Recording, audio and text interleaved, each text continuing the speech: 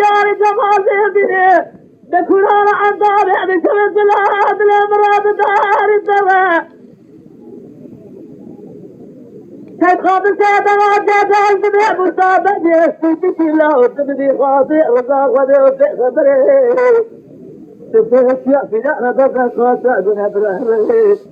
أي تنزاني تنصالي نتمع مع سنة دلتيني أقول ما تأزم جيتي سلالا درجة قدر رزال تأزم أسري نتجري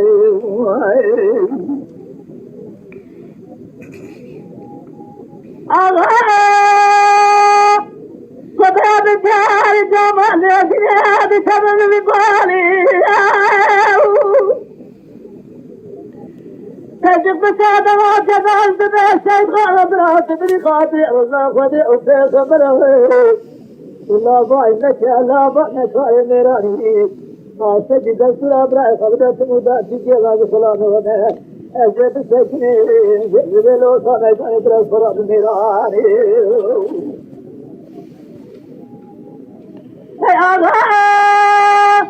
أغا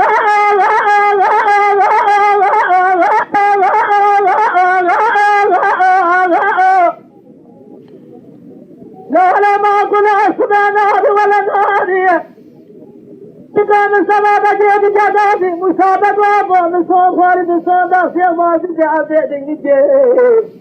إجارة لو سيدو تجاري لو تغير إسلامك يا خير بسنة دربصار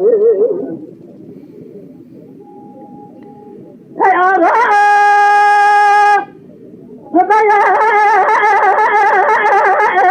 بجاري جمال بيادي بعد سبب دار كده مسابقات بجاد ناس بقوت بارا خود دي سيدي سوال جدا كتنا فينا تلاقيه أبانا شلا سوال رومي أبا جيدانا سوال سلمان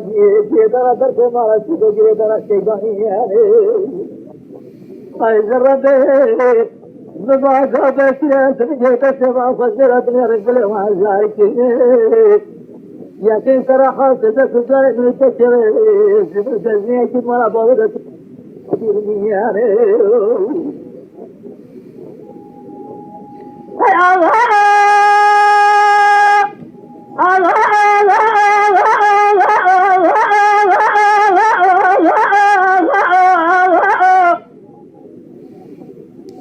وتعب الدار جمال أجل بسبب البالي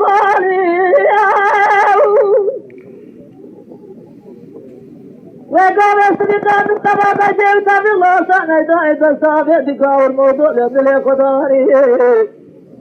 لو سعنى إذا هدو فجني هذا الزلق على سيوة داكاني